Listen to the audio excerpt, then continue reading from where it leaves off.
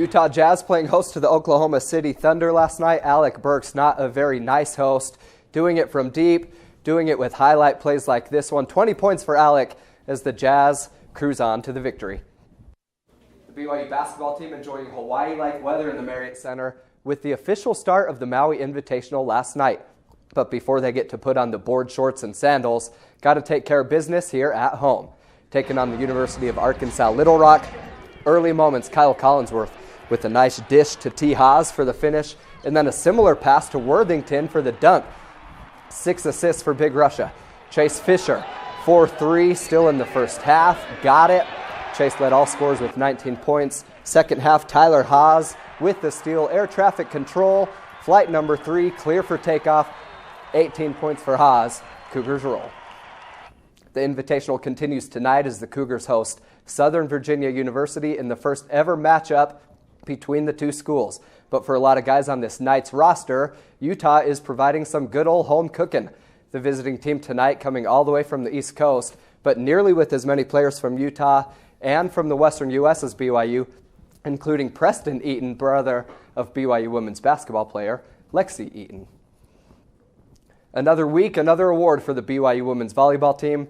Sophomore middle blocker Amy Boswell is the third Cougar to receive Conference Player of the Week honors, thanks to a monster game at the net by tying a BYU record with 17 blocks against San Diego, a record she now shares with current teammate Whitney Young. The two middle blockers are a big reason for what you're looking at. BYU is the #1 blocking team in America and the second best defensive team in the country. While the volleyball team is diving for digs on the court, the men's dive team is diving for trophies at the pool.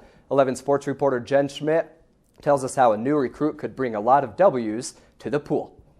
Thanks, Jen. Gonzalez already qualified for the zone diving tournament at the end of the season. The team will be in Arizona this weekend. With just 2 weeks left in the college football regular season, the College Football Playoff Committee's weekly rankings are becoming more and more intriguing. This week's new #1 team, the Alabama Crimson Tide. Fresh off Saturday's victory over then top-ranked Mississippi State. The Bulldogs stay in at #4. The SEC has 2 teams along with Oregon and undefeated Florida State. Last week I showed you Kobe Bryant breaking the all-time missed shots record. Now he's climbing up another list. Bryant has picked up the dribble. Far-away jump shot.